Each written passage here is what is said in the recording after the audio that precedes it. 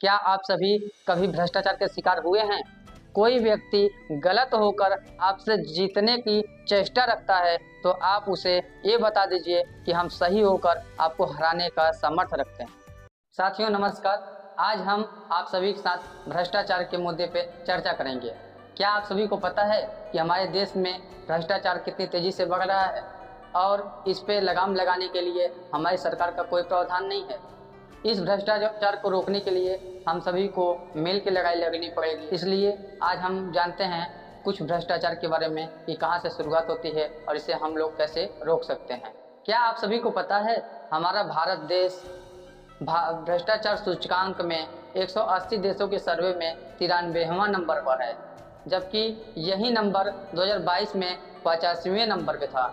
85वें number से घटकर हम लोग 93वां नंबर पे चले गए और जो हमारे देश का एक प्रकार से दुर्भाग्य ही है कि हम लोग भ्रष्टाचार में सुधार नहीं कर पा रहे हैं, जबकि दिन प्रतिदिन बढ़ ही रहा है। ये रिपोर्ट कह रही है भ्रष्टाचार सूचकांक 2023। 180 देशों में जो 1 नंबर 2 नंबर 3 नंबर पर रहता है, यानी वो उस देश में भ्रष्टाचार कम है। ऐसे ही कुछ देश हैं जिसमें भ्रष्टाचार बहुत कम है, या तो वे देश विकासशील हैं या तो वो विकसित हैं। विकसित और विकासशील राष्ट्र के लिए भ्रष्टाचार मुक्त होना बहुत जरूरी है। जैसे मैं कुछ देशों का नाम भी लेना चाहता हूँ, जैसे फिनलैंड, जर्मनी, नीदरलैंड, सिंगापुर इत्यादि ऐसे देश हैं जो भ्रष्टाचार मुक्त हैं या तो बहुत कम मात्रा में भ्रष्टाचार है। इन सभी देशों के साथ यदि भारत की तुलना की जाए तो भारत में कई सारी संभावनाएं हैं जिसका उपयोग करके हम भारत को बहुत तेजी से डेवलप कर सकते हैं। लेकिन यहाँ डेवलप होने के साथ साथ भ्रष्टाचार भी रहता है, इसलिए हमारा देश बहुत तेजी के साथ विकास नहीं कर पा रहा है। इसलिए हमारे देश के विकास में जो बाधक बन रहा है वो भ्रष्टाचार एक बड़ा कारण। भारत को विकसित राष्ट्र बनाने के लिए हम सभी को अपने अधिकारों की लड़ाई लड़नी पड़ेगी। इस लड़ाई के लिए भ्रष्टाचार के खिलाफ आवाज उठाना पड़ेगा, तब जाकर हमारा भारत देश तेजी के साथ विकास कर पाएगा। साथ ही साथ तभी हमारे देश को विकसित राष्ट्र बनना संभव है। कड़ी में मैं सबसे पहले जनता बंधु से निवेदन करता हूं कि जनता बंधु, क्या आप सभी को पता है लालच ही भ्रष्टाचार की जननी है। इसलिए आप सभी किसी भी प्रकार की लालच ना करें। जो सरकारी योजनाएं हैं, जो सरकारी कर्मचारी हैं, जो सरकारी अधिकारी हैं, उनसे किसी प्रकार की ऐसी अपेक्षा ना करें जिस योजना के लिए आप पात्र ही ना हो। मेरे कहने का मतलब इतना ही है कि जिस योजना के लिए आप पात्र ही ना हो, उस योजना को लेने के लिए आप प्रयास ना करें, बल्कि उस योजना को पात्र व्यक्ति तक अपनी नैतिक जिम्मेदारी समझते हुए पहुंचाने का प्रयास करें। जिस दिन हमारे मन से लालच निकल जाता है, उस दिन हम लोग भ्रष्टाचार के खत्म करने की कड़ी में हम लोग सफल हो जाते हैं। इसी संदर्भ में मैं उन व्यक्तियों को बोलना चाहता हूं जो व्यक्ति पात्र हैं और योजनाओं का लाभ नहीं पा रहे हैं, तो वे अपनी आवाज़ नहीं उठा पा रहे हैं।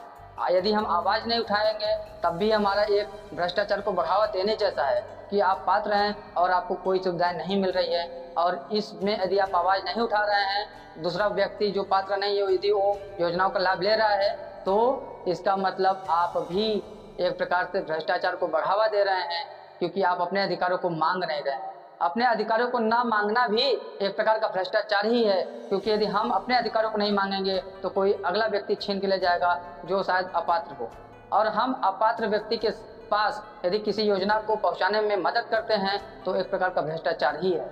हमारे जनता बंधु, क्या आप सभी कभी भ्रष्टाचार के शिकार हुए हैं? यदि शिकार हुए हैं या वर्तमान में किसी भी सरकारी कर्मचारी, अधिकारी या नेता द्वारा शिकार हो रहे हैं, तो इस आवाज़ को आप लोग दबने मत दीजिए। इस आवाज़ को आप लोग बढ़ चढ़ कर उठाइए, संवैधानिक तरीके से उठाइए और उनको सबक सिखाइए। इस अधिकार की लड़ाई में कोई व्यक्ति गलत होकर आपसे जीतने की चेष्टा रखता है तो आप उसे ये बता दीजिए कि हम सही होकर आपको हराने का सामर्थ्य रखते हैं।